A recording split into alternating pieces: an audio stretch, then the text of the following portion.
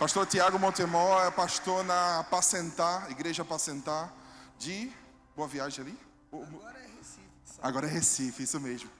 Eles congregavam num templo em Boa Viagem, mas Deus deu uma palavra, Deus deu um direcionamento, e eles, graças a Deus, para a honra e glória do Senhor, eu queria que você celebrasse e compartilhasse dessa alegria com eles. Eles adquiriram o novo espaço da igreja, amém? Glória a Deus. Sabe por que eu estou falando isso, irmãos? Em breve vai ser nós, amém? E quando nós compartilhamos e compactuamos da alegria, o Senhor age também, assim como Ele fez em Jó. Enquanto ele orava pelos seus amigos, ele celebrava pela vida dos seus amigos, o Senhor também fez em sua vida. Eu queria que você estendesse as mãos aqui para frente. Libera uma palavra sobre a vida do pastor. Pai, nós queremos te agradecer pela vida do pastor Tiago.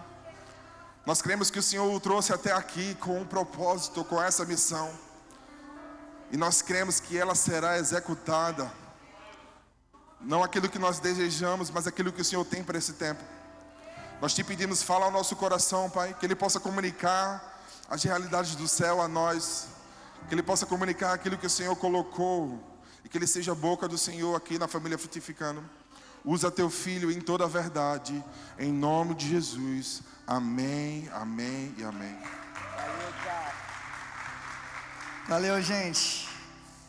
Você já cumprimentou teu irmão que está do seu lado, já disse para ele boa noite, graça e paz. Procure alguém bonito. Se ele não tiver tanta beleza, procure alguém com uma conta bancária diferenciada. Ou Deus deu beleza ou deu dinheiro. Você pode sentar, tomar teu assento. Que bom estar com você nessa noite, nessa tarde, né?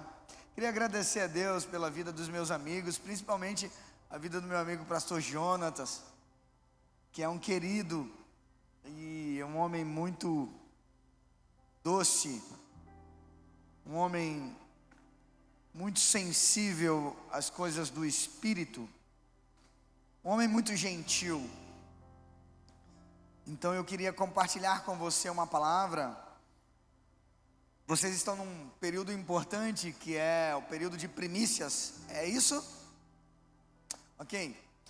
Eu não vim com a minha esposa, eu mandei até uma foto para o pastor Jonatas, não sei nem se dá tempo de você passar para a mídia. Está no teu zap, depois você dá uma olhada. Eu mandei uma foto da minha família, e depois, se puder, a turma da mídia no final projetar. Hoje a gente tem uma festa de multiplicação de células na igreja e está todo mundo engarrado lá, e a gente está num lugar novo, é uma tenda, então a gente está muito assim, instável com relação às coisas que podem acontecer. Então eu não vim aqui com um grupo como eu sempre ando, porque a coisa está pegando lá. A nossa igreja em Pojuca, nós temos um ministério para sentar em Pojuca. O pastor de lá teve que viajar agora para o Rio, porque o seu cunhado faleceu, então eu tive que deslocar um grupo para ir para Pojuca. Então eu peço desculpas por não estar aqui com a minha esposa e meus filhos. Eu sou casado há 21 anos com a pastora Ilana, obrigado, querido. Sou casado há 21 anos com a pastora Ilana, casado com a mesma esposa, sem nunca vê-la traído e nem ela nunca a mim. Eu sou pai da Esté, de 13 anos, do Pedro, de 7. Eu estou no ministério há um pouco mais de, como pastor, há um pouco mais de 15 anos. Sou crente a minha vida toda, filho de pastores, neto de pastores. Estou no ministério Apacentar há mais de 20 anos. A turma lá do Deus de Promessa, do Restitui, trabalhando com o pastor Marcos Gregório. E aqui em Recife nós estamos há 12 para 13 anos. E recentemente, depois de muitos anos pagando aluguel, num grande desafio, nós conseguimos, pela graça, bondade e misericórdia de Deus, e também muita loucura, porque somente os pastores compram coisas sem ter dinheiro, só igrejas fazem obras sem ter dinheiro, e nós adquirimos um terreno de quase 2 milhões de reais, e se você for olhar a nossa entrada mensal, você vai dizer, vocês não têm juízo na cabeça, mas nós conseguimos achar um lugar, a nuvem se moveu, E nós estamos agora, acabamos de entregar o espaço antigo. Tive que fazer algumas obras no espaço antigo, porque o dono queria o local quase original, então tudo bem. A gente teve que fazer muita demolição, porque a gente adapta, né, o local para a igreja. E depois, quando você entrega, a pessoa diz: não, eu quero como estava, vazio. Então a gente fez uma obra, então, fazendo obra no local antigo, fazendo obra no local novo. Nós temos um grande desafio pela frente. A obra inicial da gente vai ficar em 4,5 milhões, e aí abarca 70% do nosso projeto. Nós não temos na terra ainda o dinheiro, mas cremos que no céu já está separado, amém? Vire para a pessoa que está ao seu lado e diga para ela assim: a próxima oportunidade que Deus abrir para você vai exigir de você coragem. Me ajude a pregar mais um pouco. Diga para ela assim: às vezes é fé, às vezes é oração, e às vezes, e eu acho que é o seu caso, vai precisar de coragem. Amém? Pode ser que essa palavra seja para alguém aqui nessa noite. Talvez essa palavra seja para alguém que está ensaiando abrir sua empresa, ir lá na faculdade fazer a inscrição. Tenha coragem, porque o próximo nível que Deus vai te levar vai exigir de você coragem. E coragem não é algo que se extrai facilmente, é algo que nos causa muita dor. Se você perguntar: Tiago, quanto de dor você tem tido nos últimos tempos para esse novo passo da igreja? Eu tenho sentido dores que eu achava que era incapaz de sentir. Medos. Às vezes o medo é tanto que dá vontade de vomitar. Às vezes o medo é tanto que dá vontade de não levantar da cama. Mas a diferença de quem rompe para quem não rompe não é que não sente medo, é não deixar esse medo, não deixar você dar o próximo passo. Amém, irmãos? Então eu quero aqui liberar uma palavra. Eu sinto que há uma graça de Deus nesse ano para vocês. Eu caminho dos 5 ministérios, eu estou cada vez mais próximo, me movendo no apostólico. É a minha personalidade: desbravar, inaugurar, promover. Então ali de Efésios 4, dos 5 ministérios, todos nós temos os 5, e é assim que eu creio. Mas tem um dos 5 dons de Efésios 4, uns para apóstolos, outros para profetas, mestres, evangelistas, pastores. Todos os 5 são pastores. Mas existe um que é o dom que é mais preponderante em você. E esse dom que é mais preponderante vai fazer com que as pessoas te identifiquem como. E o que mais me identifica é o apostólico e o profético. Apesar de estar mais andando no apostólico, avançando com coisas, inaugurando coisas, promovendo pastores, consagrando pessoas, estabelecendo fundamentos, ministério profético é algo que está em mim desde criança. E quando eu cheguei aqui, eu cheguei debaixo de um espírito de discernimento, que é um dom que eu recebi quando tinha 11 anos de idade. Enquanto eu estava conversando com o pastor Jonatas, meu amigo, eu comecei a discernir no espírito que haviam bases prontas nesse lugar. É como se Deus tivesse gastado o último tempo com essa igreja, pastor Jonatas, dando os alicerces. Você citou um texto que eu preguei durante 6 domingos, que o justo vai florescer como o cedro do Líbano e as palmeiras do deserto. Essas palmeiras não podem ser palmeiras, porque 90% das vezes que a Bíblia cita a palavra palmeira, está falando de tâmara, né? Quando a Bíblia fala de palmeira, está falando das tamareiras, que tem uma aparência quase idêntica das tâmaras. E ainda liberando uma palavra profética sobre vocês, sobre a igreja, pastor Jonatas, existe um ditado, que quem planta tâmara não come tâmara.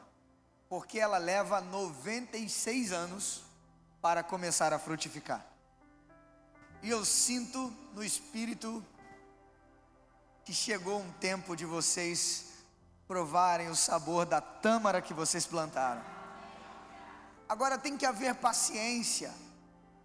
Há de haver paciência, coisa que as pessoas num tempo de arrasta para cima não tem mais.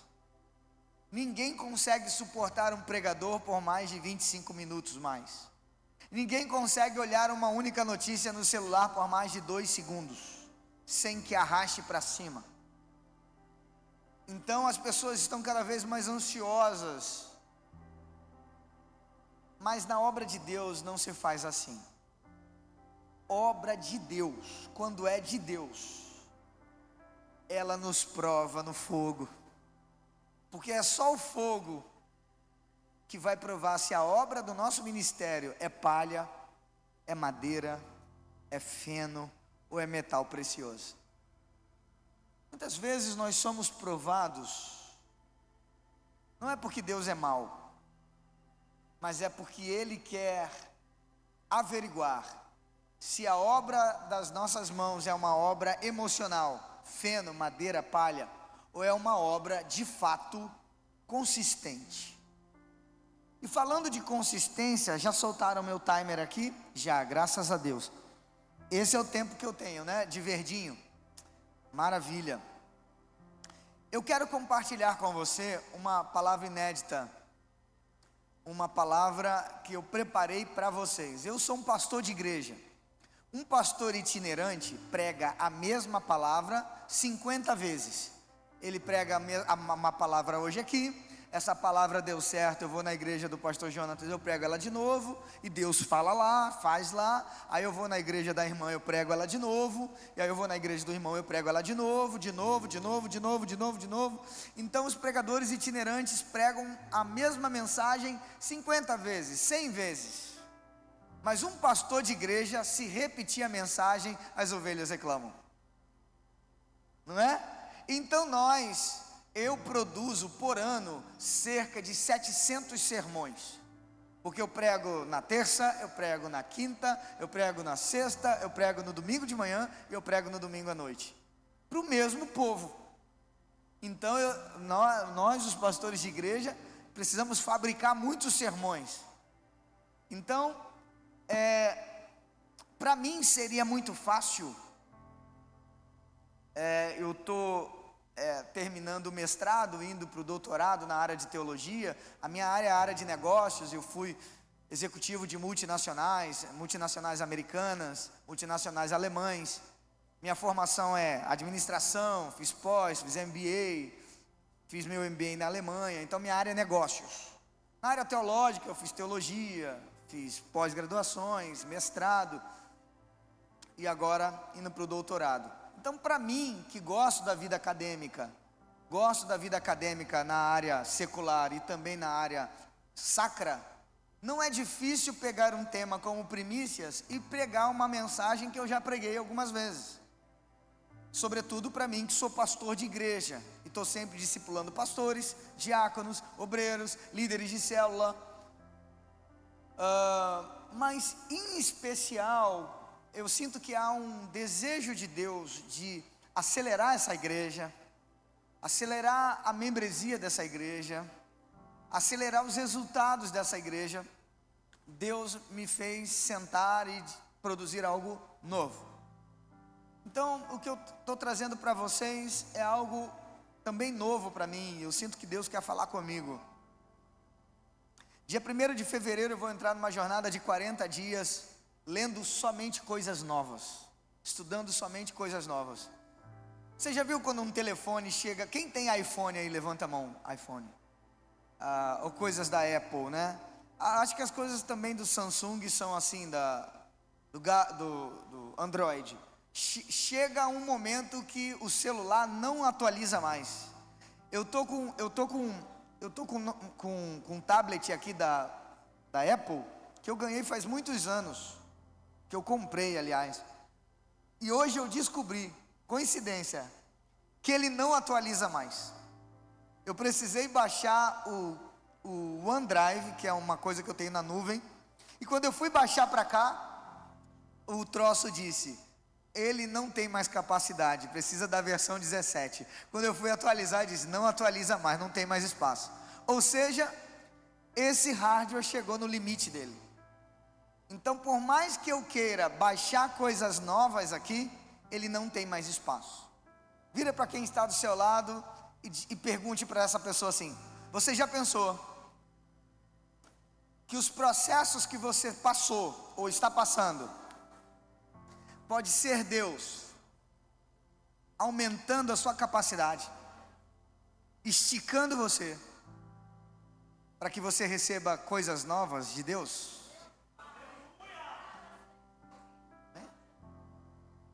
Eu sinto que Deus quer fazer isso com você, comigo, conosco. Então eu quero compartilhar com você hoje sobre primícias. O tema da minha mensagem é primícias, um necessário fundamento para este ciclo. Repita comigo: primícias, um necessário fundamento para este ciclo. Obrigado ao pastor Jonatas, ao seu filho querido, que esteve aqui orando por mim, por me provocarem neste tema, que é um tema que eu já preguei muitas vezes.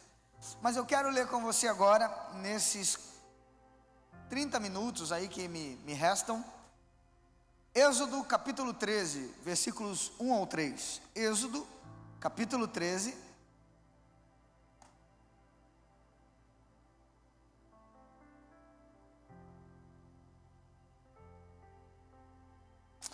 Êxodo capítulo 13, versículos 1 ao 3.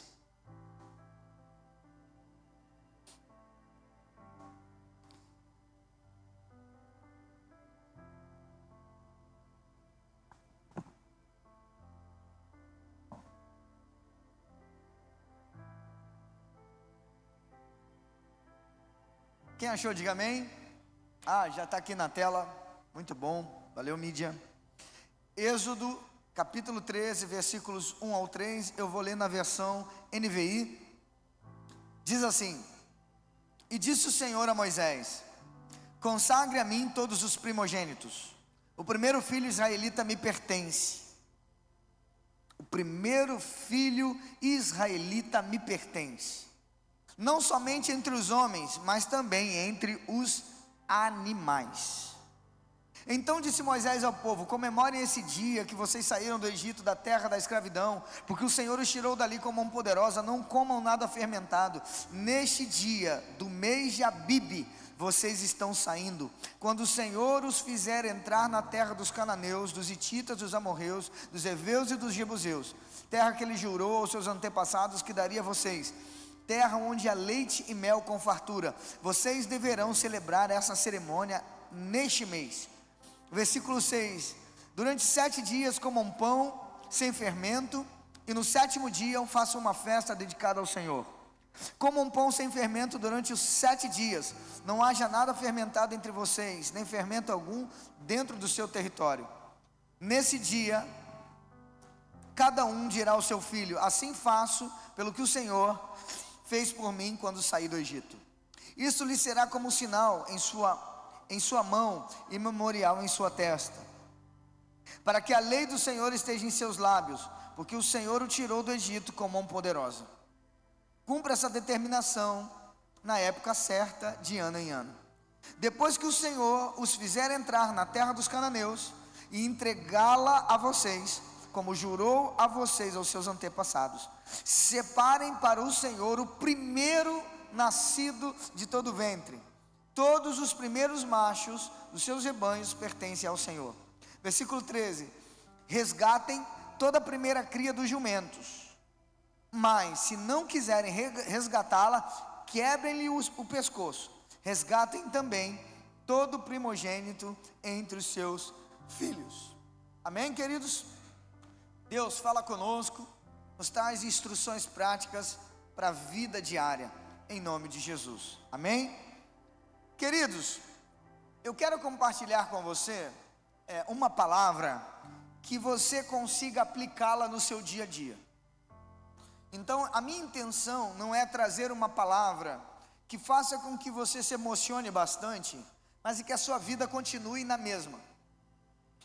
Eu sei que os seus pastores já têm ministrado de forma muito linda o coração de vocês e a vida de vocês. A igreja de vocês é uma igreja cuidadosa, zelosa, bonita, cheirosa, organizada. Então, eu não tenho a presunção de dizer, vou trazer algo novo e inédito, porque eu tenho certeza que os pastores dessa casa já têm assim os ministrado. Então, a minha intenção, com muita simplicidade, é trazer uma palavra dentro desse tema primícias, que você consiga adesivar na sua vida cristã, de modo que você amadureça sua visão do cristianismo, e que esse assunto primícias seja algo que esteja diante de você como uma prática, para que você cresça, para que você seja abençoado, para que você prospere, amém, queridos? Por isso eu coloquei o tema nessa mensagem: primícias, um necessário fundamento para este ciclo. Nós lemos, agora nesse texto, que se o primogênito, considerado o primeiro fruto do ventre, não fosse resgatado, o seu pescoço deveria ser quebrado. Por quê? Porque Deus traria maldição sobre o povo se eles usufruíssem de algo que deveria ser para Deus, mas o povo consumiu.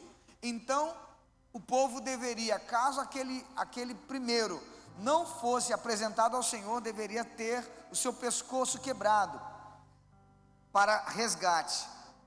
Por quê? Porque a importância da lei das primícias era algo muito sério e ainda é no coração de Deus. E eu louvo a Deus, porque Deus tocou no coração dessa igreja de falar de primícias. A importância da lei das primícias era algo tão sério que Deus deixou essa marca: você não pode usar a primeira parte da cria em benefício próprio, porque senão virá maldição sobre vocês. Então Deus faz no Antigo Testamento que a lei da primícia, da primeira parte das coisas, fosse cumprida de acordo com a cultura oriental. É muito desafiador trazer a cultura oriental para o ocidental. Eu não sei se você já esteve em Israel, eu já tive algumas vezes. Eu espero que você vá comigo esse ano, amém? Estou organizando de novo outra caravana, todo ano eu organizo com os amigos. Espero que você vá comigo, o seu filho vá. E eu faço aqui uma caravana de amigos, nós vamos para a Polônia. Estudamos ali sobre Ezequiel 37, a forma de Ezequiel 37 não folclórica. Estudamos Ezequiel 37 numa conferência de 2 dias, de uma forma profunda e escatológica, como deve ser Ezequiel 37. Depois de 2 dias ou 3, nós vamos para Israel, passamos ali de 7 a 10 dias, andando, estudando, orando. Então eu espero que você vá comigo esse ano, amém, queridos? Eu não tenho agência de viagem, não ganho nada sobre você, eu só vou organizando, quem quer ir vai, quem não quer ir fica vendo as fotos no Instagram dos irmãos. Então, não é simples você trazer uma mentalidade oriental para uma mentalidade ocidental. Então é o primeiro corte epistemológico, o primeiro corte histórico é o epistemológico, no sentido de Deus era duro no Antigo Testamento, mas entenda, o oriental é assim, o oriental é duro. O oriental se não fez vai morrer, se não fez vai perder a mão. Então ali, os primeiros momentos desse povo saído de Terã com Abraão, formado de um grupo de agricultores que vai dar origem a um povo hebreu, esse povo forte de mais de 2000 anos, inclusive hoje é motivo de alegria, mais alguns reféns que estavam presos há mais de 400 dias foram liberados, glória a Deus. Não celebramos pela guerra, não fazemos apologia à morte de nenhum dos lados, mas se você tivesse um filho recém-nascido, roubado, uma filha estuprada por mais de 400 dias, você não apoiaria o Hamas, né? Você estaria do lado de quem está tentando apoiar a captura dessas pessoas. Infelizmente, há alguns amigos que estão do lado errado da história, condenando Israel, enfim, mas isso é tema para outra mensagem. O que eu quero te dizer é que o Antigo Testamento é incisivo. O Antigo Testamento flerta com a lei de Hammurabi, olho por olho, dente por dente. A coisa é dura, a coisa é firme.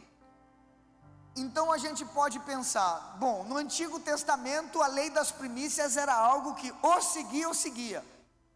E no Novo Testamento, a coisa não é tão dura, mas é aplicado da mesma forma. Vamos comigo em Romanos 11:16, por favor. Romanos 11:16. Eu trouxe para você o embasamento da lei das primícias, onde ela começa no Antigo Testamento, e eu quero trazer um texto no Novo Testamento para que você entenda que a lei da primícia não é algo da antiga aliança, é algo para hoje. Amém, queridos? É algo para hoje. Então vamos ler aqui Romanos 11:16. Se é santa a parte da massa que é oferecida como primeiros frutos, toda a massa também o é. Se a raiz é santa, os ramos também serão. Isso quer dizer que o que nasce primeiro de uma árvore? As folhas ou a raiz? A raiz. A Bíblia, Paulo está dizendo no Novo Testamento, trazendo a lei das primícias como uma prática da igreja primitiva e que deve ser praticada por nós hoje. Ele está dizendo que se a raiz da árvore for boa, todo o restante será. Paulo está dizendo que a lei das primícias não está atrelada apenas a dinheiro, porque pensar na lei das primícias apenas sob a ótica de dar dinheiro, dar oferta, é diminuto, é diminuir o ensinamento. A lei das primícias não tem a ver só com dar oferta, dar recurso. A lei das primícias abrange sua vida inteira. Então, Paulo está chancelando a lei das primícias, dizendo: se a raiz for boa, todo o resto vai ser. Eu já celebrei essa semana meu casamento de número 53. Eu celebro muitos casamentos, mas eu só celebro casamentos cuja os pais abençoaram e cuja a igreja abençoou. Se o casal chega para mim e diz: minha mãe não liberou, meu pai não abençoou, mas a gente vai casar assim mesmo, eu não celebro. Eu digo: procure outro, ou resolva a sua situação. O que você fez, meu filho, para esse sogro não te aceitar, para essa sogra não te aceitar? Filha, o que você fez ou falou ou não falou que essa sogra te rejeita, esse sogro não te abençoa? Vocês vão lá, resolvam o problema com a família de vocês. Se eles abençoarem, eu abençoo. Se eles não abençoarem, eu não abençoo. Então, eu já poderia ter celebrado talvez uns 70 casamentos. Celebrei só 53, porque eu só celebro casamentos cuja raiz é boa. A raiz é a casa, é a família. Então, se os pais deram a bênção, para mim fica mais fácil dar a bênção, porque a raiz é boa, então todo o resto vai ser bom. Então você veja que a lei da primícia, ela se aplica para namoro, para noivado, para casamento, para formação de sociedade, formação de quadros societários, para decisões. Deus está dizendo: se a tua decisão basilar for santa, limpa, proba, reta, auditável, dentro da palavra, a chance de dar certo todo o restante é melhor ainda. Então a lei das primícias, ela vai além de dar recursos, de separar a primeira parte. Ela tem a ver com o estilo de vida. O assunto primícias é muito mais importante, é um assunto muito mais importante do que nós achamos. E Você veja que o assunto primícias ocupa um lugar de destaque na antiga aliança. Você vai ver primícias na antiga aliança inteira, na nova aliança também. Mas no Novo Testamento ele começa a perder tônus, ele começa a ficar, esse ensinamento começa a desidratar, porque os pregadores vão deixando de falar. Então hoje, nos dias atuais, no final dos últimos dias, os últimos dias começam com Jesus, com o aparecimento de Jesus. Nós estamos no final dos últimos dias. Então agora, no final dos últimos dias, trazer o assunto primícia não é algo simples, mas é algo fundamental. Por quê? Porque nós somos responsáveis pelos atos apostólicos atuais, amém, queridos? E nós precisamos, a despeito de toda a modernidade da igreja. E olha, querido, eu tenho 40 anos, eu tenho aparência de 18, mas eu tenho 40 anos, e eu estou na igreja desde que abri meus olhos. Eu vim da Assembleia de Deus de Madureira. Então meus avós foram pastores lá, meus pais. Então eu estou na igreja desde criança. Então eu não tenho nenhum problema com modernidade. Então, por exemplo, alguns anos atrás eu só pregava de terno e gravata. Então olha como eu estou pregando hoje.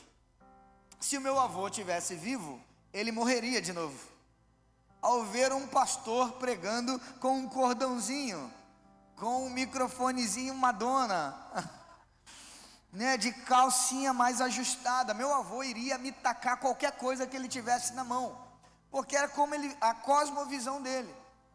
Então assim, eu não tenho nenhum problema com a modernidade da igreja, nada, não tem problema com nada. Agora, eu tenho problema com a burrice espiritual. E burrice espiritual é confundir rudimento com fundamento. O que é rudimento?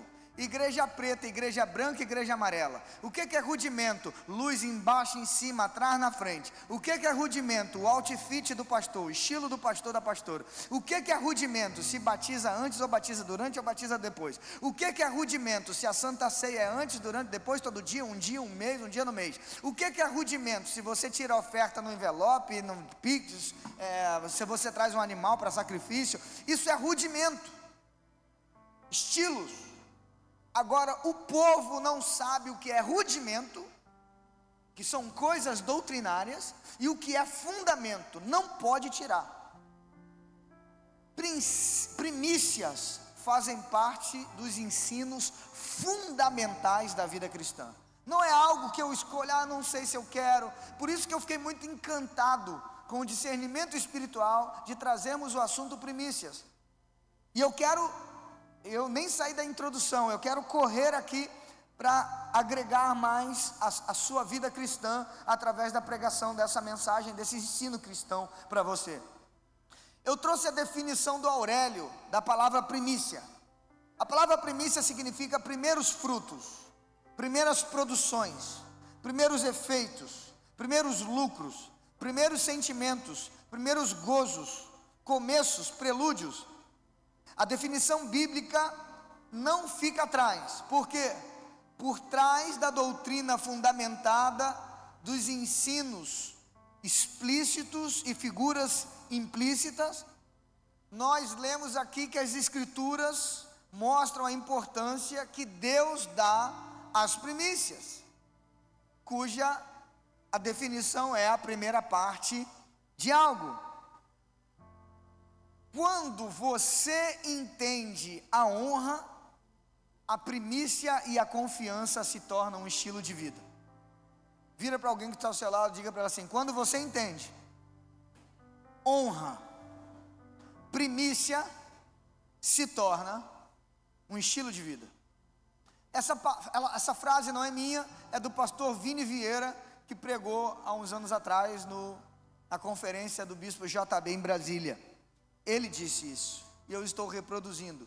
Quando você entende a honra, a primícia e a confiança se tornam um estilo de vida. Deus quer ser honrado por nós, o seu povo. Repita comigo: Deus me salvou. E nessa nova consciência, a que eu adquiri sobre Cristo, Ele espera que uma vez, na nova consciência, eu aprenda a obedecer todas as coisas. E uma das coisas é honrá-lo. Em Mateus 28, 19, a palavra, uma última ordenança, e talvez a mais importante delas todas, é: vão, façam discípulos de todas as nações, batizando-os em nome do Pai, do Filho e do Espírito Santo, e ensine as pessoas a obedecerem as coisas que eu tenho dito. Quem é pai e mãe aqui? Pai e mãe. É fácil educar? Não é não. Antes mesmo de sair de casa eu dei uma bronca na minha filha, de 13 anos. Porque ela quer estudar nos Estados Unidos e eu estou cuidando de tudo para ela ir fazer o ensino médio lá. E ela chegou depois de passar o dia todo assistindo televisão, comendo essas coisas. Mãe, que roupa eu vou para a igreja? Aí eu olhei assim e disse: minha querida, a senhora vai fazer 14, está quase indo morar fora, passou o dia todo a lavantê, e agora sua mãe ainda tem que dizer que roupa você vai vestir. Você quer mesmo ser uma revolucionária de pijama. Aí dei uma bronca nela, ficou: poxa pai, falei: minha querida, aos 14 anos você não consegue escolher sua roupa, sua mãe depois de cozinhar, fazer um monte de coisa, tem que escolher sua roupa. Que revolucionária é você de pijama? Acorda para a vida, Esté. E ela saiu, eu saí de casa, ela estava com um bico desse tamanho. O que é que eu estou fazendo? Eu não sou tio dela, eu não sou amiguinho dela, eu não sou partner dela, eu não sou parceiro dela, eu sou pai dela. E a minha função não é ela gostar de mim. A minha função é eu educá-la e ela me obedecer. Se eu educar e ela obedecer, ela cumpriu o papel dela e eu o meu. Ah, eu queria ser amiguinho. Cara, isso aí é outra relação. A primeira relação é: sou seu pai, tenho que te dar direção, limite e proteção. Segue isso aí, eu vou te dar limite, proteção e direção. Segue esse negócio aí. Entende? Então, Deus, quando nos salva, nos converte, Ele espera que nós sejamos atraídos por um desejo de amadurecer. Repita comigo: amadurecer. E entenda uma coisa: amadurecer não tem a ver com idade.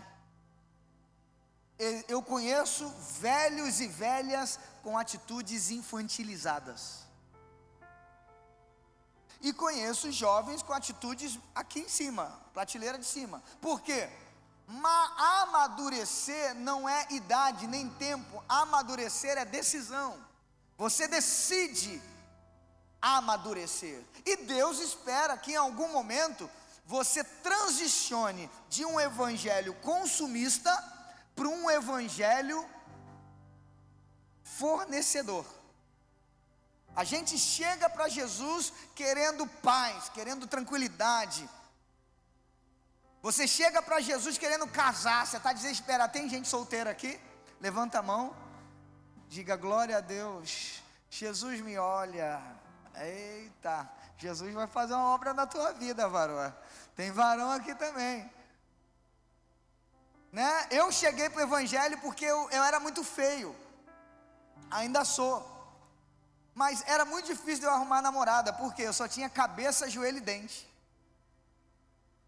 Eu tinha 20 dentes a mais na boca, magrelo, eu estou com 80 quilos, eu pesava 42. Então eu falei: Jesus, põe uma namorada na minha mão, Jesus. Então alguns chegam para o evangelho querendo marido, mulher. Alguns chegam para o evangelho porque vê o pastor Jonathan todo bonitão, todo elegante, num carro bacana e fala: rapaz, ele é de Jesus, quero Jesus também. Tomou decisões erradas na vida, com quem casar, que empresa abrir, onde trabalhar, a carreira, está todo enrolado, tomou volta, deu rabo de arraia, tomou tapa, deu tapa, não, Jesus resolve a minha vida, Jesus ajuda, Jesus, aí vem para Jesus, todo arrebentado, já adoecido, já com câncer, já com negócio, todo arrebentado, Jesus me cura. Se tu me curar agora, Jesus, eu andei na bagaceira, mas se tu me curar agora, Jesus, vou dar minha vida todinha, não resta mais nada quase, já está no final. As pessoas podem ir a Jesus por vários motivos, e Jesus não tem problema com isso. Ele diz: vinde a mim como estáis. Mas Ele não quer que você fique com Ele infantilizado. Paulo se irrita ao nível de dizer: brincadeira, já era para vocês estarem comendo alimento sólido, e de novo eu tenho que ensinar a vocês coisas básicas da caminhada com o Nazareno. Agora eu tenho que dar de novo leitinho para vocês, e depois desse tempo todo ministrando a vocês, já era para vocês serem maduros. Eu tenho dores de parto por vocês, porque agora eu tenho que ensinar tudo de novo. Paulo está irritado, Paulo está com a moléstia, está com a gota, está aperreado. Por quê? Porque ele fala: meu Deus, depois de tanto tempo eu falando a mesma coisa, vocês estão errando na mesma coisa. Porque aquele povo se recusa a amadurecer. Então o desejo de Deus é ser honrado por nós, o seu povo. E para nós desenvolvermos bem o princípio de ser primicistas, nós precisamos, como seres humanos, adquirir o hábito de ter princípios. Lembra que no começo nós lemos a palavra e eu disse que primícia é um princípio? Amém? Agora, como é que alguém pratica o princípio da primícia se essa pessoa não sabe o que é ter princípio? Certa vez eu estava fazendo uma pós-graduação na Alemanha, no norte da Alemanha, num lugar chamado Darmstadt. Não, num lugar chamado Lübeck. Eu estava no ponto do ônibus, depois de ter estudado o dia todo, ia para o meu hotel, e eu estava conversando com uma pessoa, um senhor, e ele disse: você é da onde? Eu falei: eu sou do Brasil. Ele falou: Brasil? E ele me parecia ser um estudioso. Ele dizia: tem 500 anos, né? Eu falei: 500 anos, todo orgulhoso. 500 anos. Ele falou: essa ponte aqui do lado tem 1500. E a ponte já era automatizada. Ou seja, o que ele quis me dizer com poucas palavras: uma ponte velha do meu país é 3 vezes mais madura que o seu país. E no final ele disse, bateu nas minhas costas e disse: vocês ainda vão aprender muita coisa. E de fato, o Brasil, teologicamente, politicamente, cientificamente, nós somos um bebê diante de muitas nações, que tem calçadas na Itália que tem 2000 anos, pô. E a gente tem 500 e poucos anos, então a gente ainda vai passar por muito Alexandre de Moraes, muito Lula, muito Bolsonaro. Nós vamos passar muito ainda. Essa maluquice, essa polarização, doideira. Então, você veja que nós às vezes trazemos elementos para educar e crescer como cristãos, mas nós esquecemos que as pessoas não sabem. É como se você quisesse fazer uma hidratação no cabelo de uma pessoa que não sabe nem o que é shampoo. Não sei se eu consegui comunicar alguma coisa às mulheres. Eu sei porque a minha esposa é loira e tem os cabelos grandes. Só misericórdia, viu, irmão? Você que tem esposa loira, manda ela pintar de preto, que é uma luta, é um dinheirão. É uns creme, meu. A gente foi para os Estados Unidos agora, cara, eu não pude nem trazer nada para mim, foi só creme. Então, eu quero dizer que a hidratação ali é o supra-sumo, não sei o que é a tonalização. Agora, imagina você falar de hidratação com uma mulher que não sabe o que é shampoo. Eu não sei, nem nunca usei shampoo. Você fala: não dá para eu falar de hidratação com você. Você não conhece. É como chegar para um homem e dizer: cara, que time você torce? E ele dizer: Santa Cruz. Aí você fala: não dá para falar de futebol. Você não tem o básico, cara. Muda de time. Tô brincando, viu, irmãos? Você é Santa Cruz, Jonathan? Não, cara.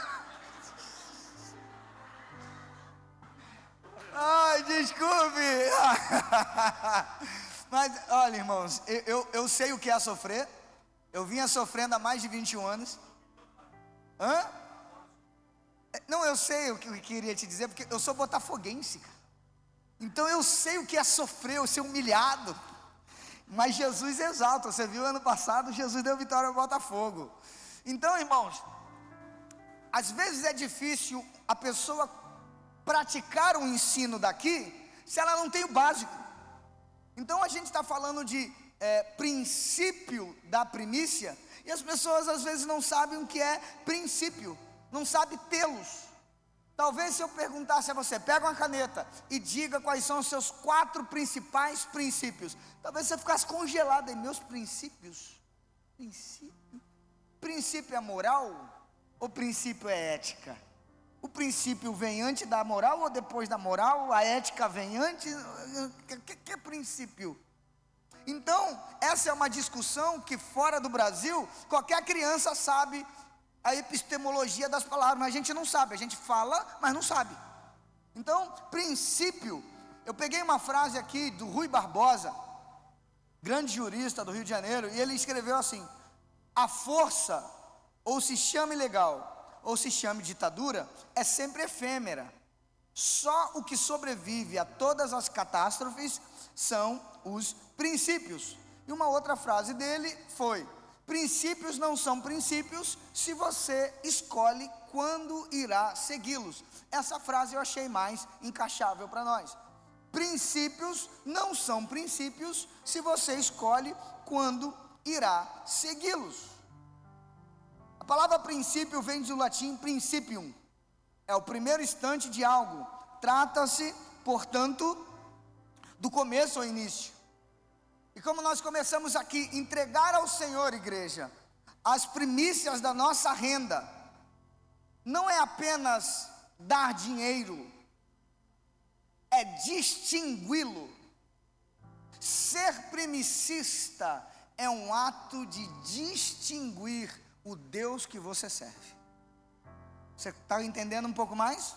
Podemos seguir a partir dessa nova sinapse, distinção? Vamos partir daqui então, uma vez mais.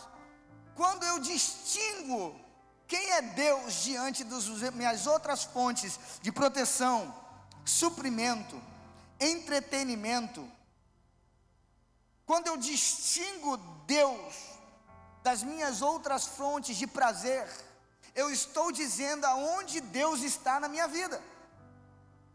E ser primicista é dar a Deus a honra que Ele merece, é demonstrar o lugar especial que Ele ocupa na nossa vida. Deus não aceita ser o segundo na nossa vida. Ou Deus é o primeiro na sua vida, ou Ele não é nada. Deus não é um rei que aceita ser o segundo. Ou Ele é o primeiro no seu casamento, ou Ele é o primeiro nos seus filhos, ou Ele é o primeiro diante da sua fonte de renda, ou Ele é o primeiro, ou Ele não é nada. Eu tenho uns meninos lá na igreja que dirigem Uber, e eles trabalham muito, mas de vez em quando eu pego eles e eu arranco o couro deles, que eu digo: cara, eu oro para que você receba logo um dom novo de maturidade para desenvolver fé. Ele: como assim, pastor? Estou no meus corre. Falei: não é isso que eu estou dizendo, você está certo. Eu só estou dizendo que você ainda acredita que 1h30 no banco de um Uber dá mais certo do que 1h30 dando a Deus o primeiro lugar da tua semana. Então, como você ainda não entende, não vamos nem discutir, continua dirigindo. A hora que você entender, e talvez você entenda da pior forma, você nunca mais vai trocar o tempo de estar na casa de Deus por um resort. Você nunca mais vai trocar o tempo de estar com Deus para estar dando beijo de língua. Você nunca mais vai trocar o tempo com Deus para estar no Netflix. Deus não quer alienar você. Só Deus, só Deus, só Deus, Deus, Deus. Não, não. Deus é um Deus de festa. vamos fazer festa, bota Israel, eu quero festas, eu quero ciclos de festa, acaba a festa, começa outra, eu quero ver o povo lá, eu quero ver o povo dançando, eu quero ver o povo comendo, bota as crianças para comer aí, faz festa, casamento, um dia só não, isso é coisa dos ocidental, aqui a gente é oriente, eu quero casamento de 7 dias, eu quero vinho no casamento, você acha como? Dança 7 dias, meu filho, tem que transformar água em vinho mesmo, para dançar 7 dias, tem que ter um negocinho para alegrar a mente, e o povo estava lá, então Deus não quer que você seja uma pessoa ignorante, sem estudar, Deus não quer que você seja feio, Deus não quer que você seja descuidado, descuidada, Deus não quer que você seja uma pessoa geopoliticamente ignorante, Deus não quer que você seja eu leio de tudo, eu leio Dom Casmurro, Primeiro Príncipe, Pequeno Príncipe, eu leio sobre física quântica, eu leio sobre política, eu leio sobre administração, eu leio sobre teologia, do que você vier falar comigo, a gente vai conversar. Eu adoro física quântica, de vez em quando ouço física quântica, tem coisa lá muito de Deus, que você pode usar, é espiritual física quântica. Deus não quer que você seja um abitolado, ignorante, Deus quer você inteligente, bonito, bacana, ajeitado, mas Ele diz o seguinte: em que lugar eu estou no meio das suas prioridades? Deus não tem, irmão, eu estou doido para que meu amigo pastor Jonatas compre uma lancha lá em Porto de Galinha. Que isso, fiquei toda arrepiada agora, ai. Tá comigo, varão? Somos 2. Rapaz, não tem coisa mais gostosa do que você ter um amigo que tem lancha. Você vai, usa, deixa as contas para ele e tu vai embora. Rapaz, coisa gostosa ter um amigo que tem lancha. Jet ski, profetizo 2 jet ski na tua vida. Eita. Que isso, varão? 2 teu, eu chego lá, ando e vou me embora. Entende? Deus não tem problema que você vai lá almoçar com as Kardashian. Tem uma brasileira aqui no Brasil, de Imbiribeira, amiga das Kardashian. Pô, massa! Pastor, semana passada eu estava em Mônaco, tomando um café com a princesa de Mônaco, sou lá do Ibura. Pô, massa! Pastor, moro no Coque, mas estava lá na Europa, com um príncipe lá da Itália. Bom, massa, da Espanha, massa, maneiro. E acontece, viu? Essas coisas acontecem. Deus não quer saber se você está num transatlântico, você está andando de Ferrari. Deus não quer saber se tu botou dente de porcelana, tecla de piano na boca. Deus não quer saber se que você fez, se você foi. Deus não quer saber. Deus só quer saber em que lugar no meio desses negócios todo, essas tranqueiras todas da nossa vida, da nossa igreja, Ele está. Deus quer ser o primeiro na minha e na tua vida. Deus quer ser o primeiro nas nossas igrejas. Deus quer ser o primeiro no nosso negócio. Deus quer ser o primeiro no nosso lar, na nossa casa, no nosso casamento. Deus quer ser o primeiro. Deus quer ser o primeiro na tua jornada. Amém, queridos? Deixa eu correr. Satanás, ele tentou usurpar o lugar de Deus.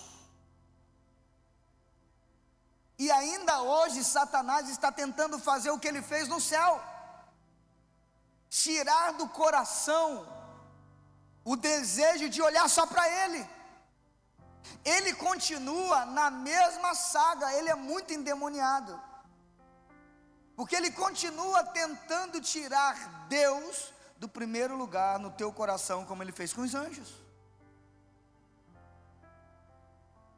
Em Mateus 6,33, é um texto que eu adoro, diz: mas buscai, pois, em primeiro lugar, o reino de Deus e a sua justiça, e as demais coisas vos serão acrescentadas.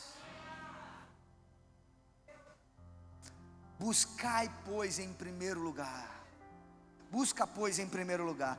Sabe por que as nossas igrejas não estão lotadas em janeiro? Nossa, e de todos os pastores da cidade? Porque tem uma galera que prefere colocar a férias. Filho, eu posso estar onde for.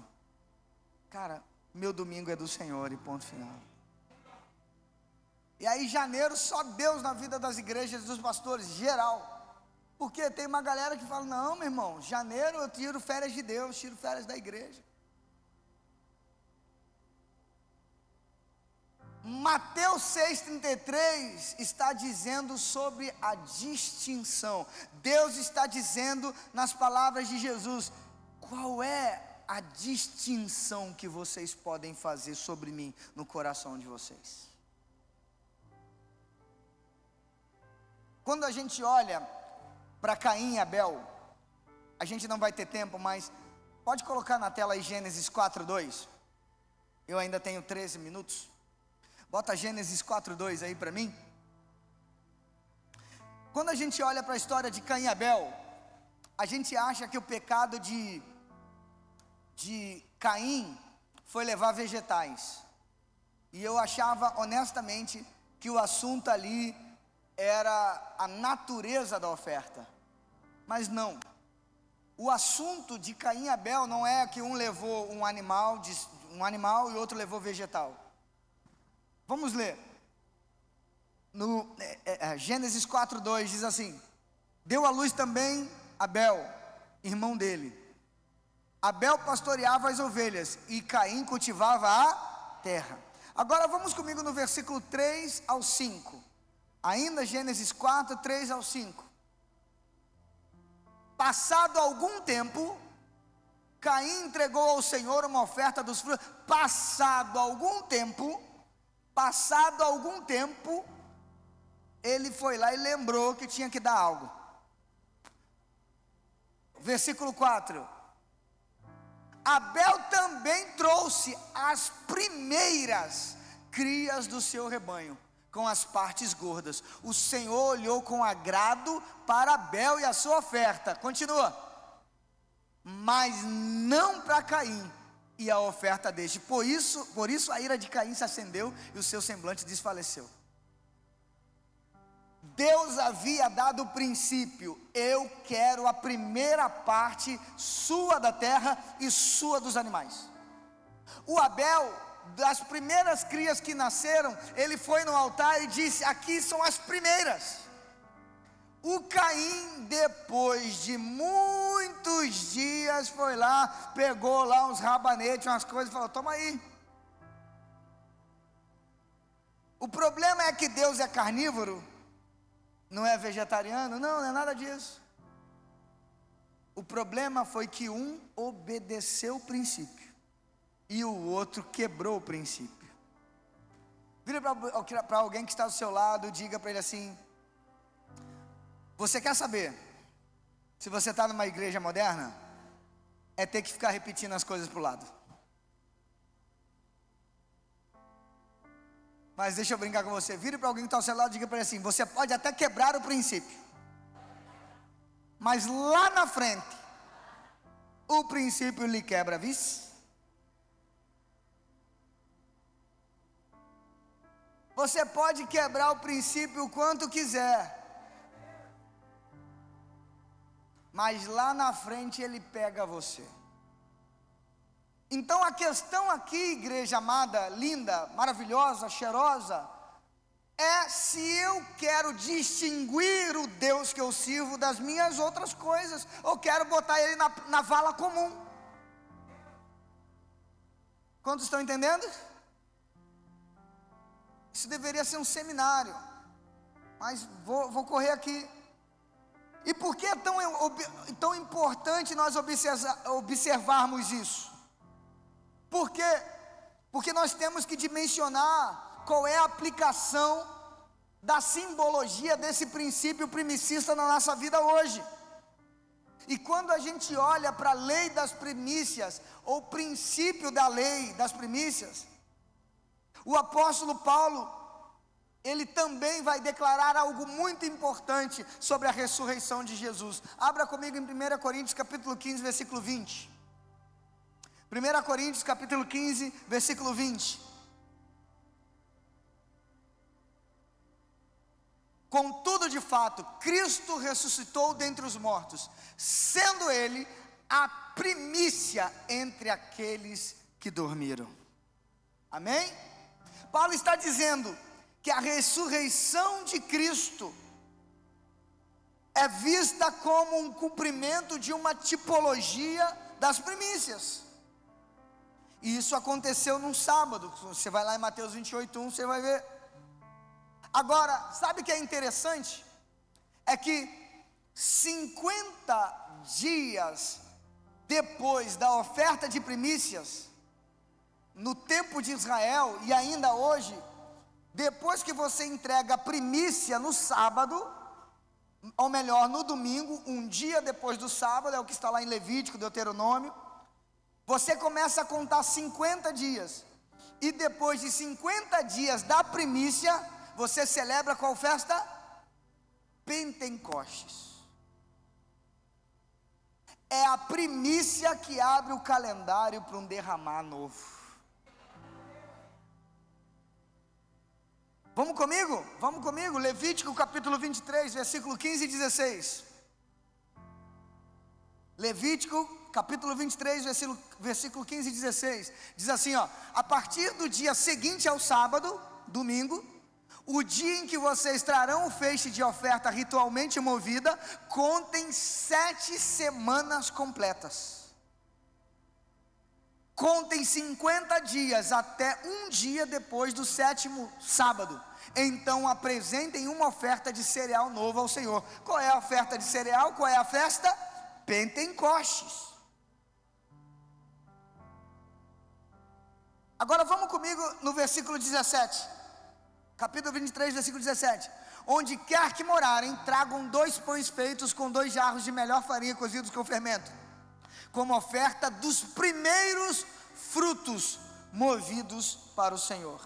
Agora vamos dar um jump, um pulo. Vamos comigo no que aconteceu em Pentecostes, logo depois da primícia dos homens Jesus ter ressuscitado. Vamos comigo em Atos capítulo 2, versículo 1 ao versículo 4. Atos capítulo 2, versículo 1 ao versículo 4. Diz assim: quando chegou o dia de Pentecostes, estavam todos reunidos em um só lugar. Versículo 2. De repente veio do céu um som como de um vento muito forte e encheu toda a casa na qual estavam sentados. Apareceram línguas de fogo que se separaram e pousaram sobre cada um deles. Aleluia.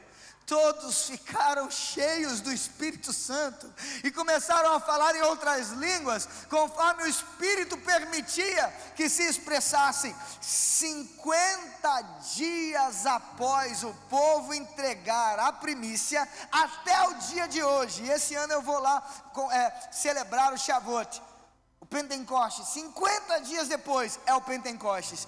A tua primícia, ela não apenas enche o cofre da igreja ou agrada o coração de Deus, ela gira uma alavanca do céu para descer um revestimento novo sobre a tua vida, novo sobre a tua casa. Então, querido, em nome de Jesus, quando você é primicista em todas as áreas da sua vida, você está habilitando a sua vida a receber algo novo, grande, fresco, poderoso e alinhado com o céu.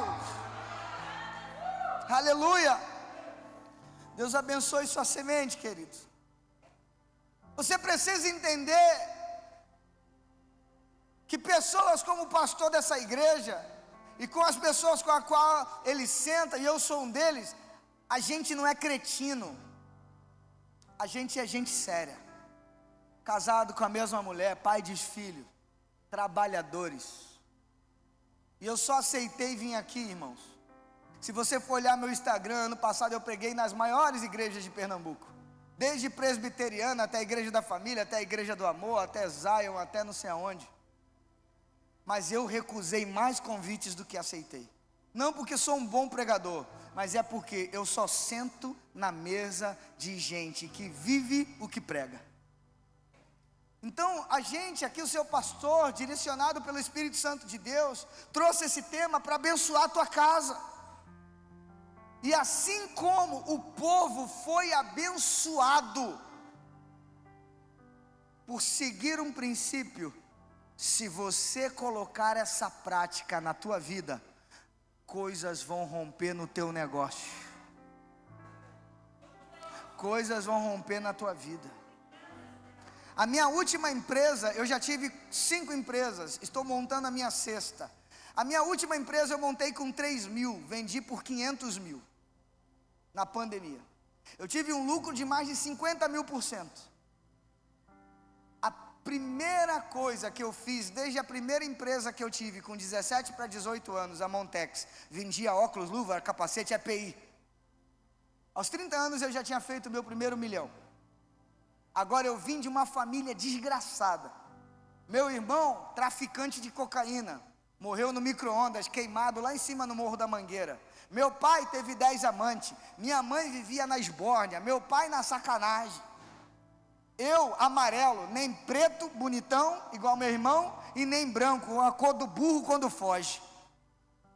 Cheguei uma vez na Rússia, como executivo de uma empresa. O cara falou: você é da onde? Eu falei: sou do Brasil.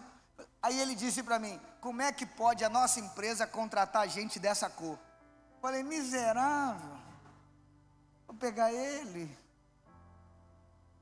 Você precisa entender que a única coisa que pode tornar uma família do status de improvável para o status de sentar na mesa do rei é cumprir os mandamentos do Senhor. O que eu estou pregando aqui, querido, é sobre você pegar a lei da primícia, sentar amanhã com o teu contador e dizer: o primeiro dinheiro da minha empresa, todo mês, você deposita nessa conta, não importa o valor. O que é isso? Não interessa, é a primícia, você não vai entender. Quando você pegar teu dinheiro no mês, você vai dar primeiro para quem? Para o condomínio? Para a Caixa Econômica? Para a prestação do carro? Para a prestação da casa? Para o sorvete? Para o Netflix? Não, eu não aceito isso na minha vida. Eu, Tiago Montemor, não aceito isso na minha vida. Pode até não sobrar dinheiro, mas a primeira mão que encosta no meu dinheiro é a do Senhor. Então, querido, eu sou primicista desde muito tempo. A primeira, querido, Casa Bahia pode vir, vem tranquila, né? Vem tranquilo. Agência do carro, vem tranquilo. Caixa Econômica, vem tranquilo. Não vem, né? Vem de boa. Mas pode vir. Pastor, mas, querido, certamente o que eu pago de financiamento de casa, de projeto, de coisas, é mais do que eu dizimei. Mas eu distingui o meu Deus dos demais credores. Agora, se você para dizimar faz uma conta e fica: ai meu Deus, acho que não vai sobrar para dar o de Jesus. E Jesus, está ruim para tu. Ai Jesus, Jesus entende que você é um crente salafrário. Jesus entende que tu é um crente que não sabe ser primicista.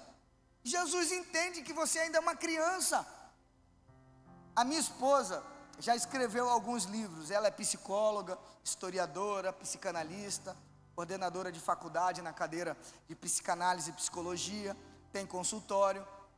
Eu fiz psicanálise, mas só para entender o pervertido do Freud. Sei que tanto esse homem fala de falo, mas eu não fiz só para fazer. Ela que é uma estudiosa há muitos anos. Ela escreveu alguns livros. Ela já escreveu uns 5. Ela já vendeu assim um montão. Mas ela já vendeu para lugares assim, 100, 500, 300, 1000. Tem gente que pegou 1000 de uma vez, 500. Eu tenho só um. Quem pegou mais? Ele que pegou 500 ou eu que peguei um? Ele que pegou 500, certo? Agora, o meu livro é igual aos 500 que ele tem? Por quê?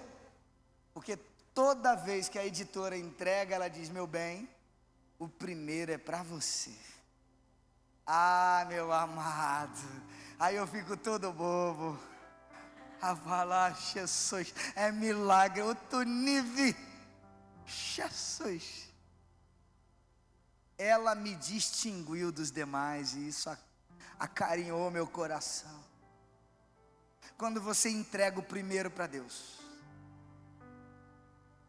A minha filha falou: pai, meu primeiro beijo vai ser no altar. Eu falei: glória, aleluia. Falou: pai, meu primeiro beijo vai ser para Deus. Eu falei: amém, Jesus conserva teu coração. Mas quando você coloca Deus em primeiro, vai namorar, Deus é da tua vontade. Vai fazer uma sociedade, Deus é da tua vontade. Vai fechar as portas de um negócio, Deus, tu quer que eu feche. Vai abrir um negócio, Deus, tu quer que eu abra. Vai tirar férias, Deus, é para cá que só quer que eu me alegre. Vai fazer qualquer coisa, coloque Deus em primeiro lugar. Meu tempo estourou, mas eu quero liberar somente 3 coisas que vai se manifestar na sua vida quando você discernir esse propósito. Amém, queridos? Diz assim: eu quero liberar 3 coisas que vai acontecer se você, a partir de hoje, se tornar um primicista, colocar Deus em primeiro lugar em tudo na sua vida. A primeira, Ele vai te acrescentar o mais que o bastante. Mateus 6,33 diz que as demais coisas vos serão acrescentadas. A segunda coisa, Ele te guardará em meio aos violentos ataques do maligno. Porque em Êxodo capítulo 4, versículo 22 e 23, ele diz para Faraó: Faraó, libera Israel, pois Israel é o meu primogênito. Isaque prefigura Israel.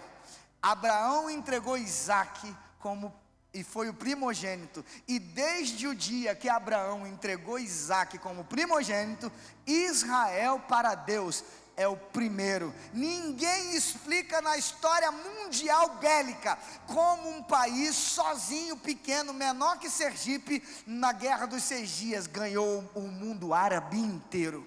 Ninguém explica agora, eles não estão falando, mas no Líbano, Israel, em 1 minuto, explodiu 3.000 terroristas com pagers. A história da guerra mudou, mas eles não falam.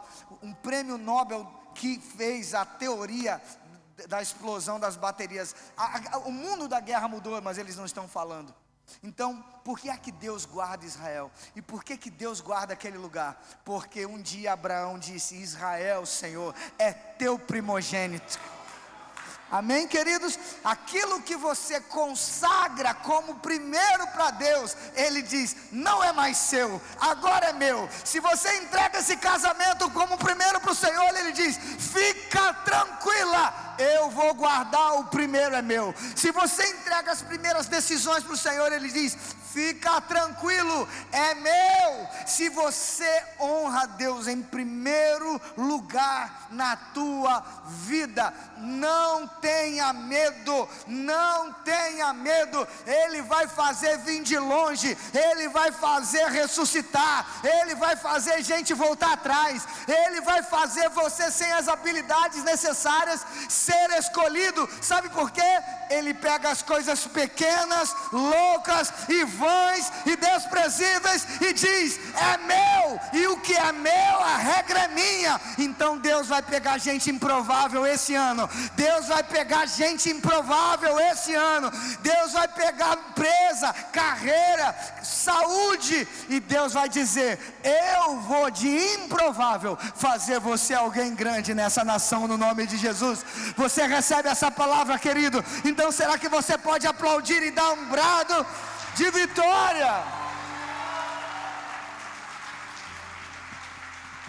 E a terceira e última coisa que os primicistas vão viver: uma liberação fresca e uma unção nova da parte de Deus. A primícia libera a festa de Pentecostes 50 dias depois, como lemos em Atos 2, 1, 4. Aquilo que você entrega no altar está liberando coisas poderosas. Vira para alguém que está ao seu lado e eu termino aqui. Diga para alguém que está ao seu lado, diga assim: nada que você coloca no altar é desperdiçado. Você acredita nisso? Você crê nessa palavra? Então, querido, se você crê nessa palavra, vamos aplaudir mais uma vez, dar um brado de vitória. Você pode ficar de pé, querido, para nós orar.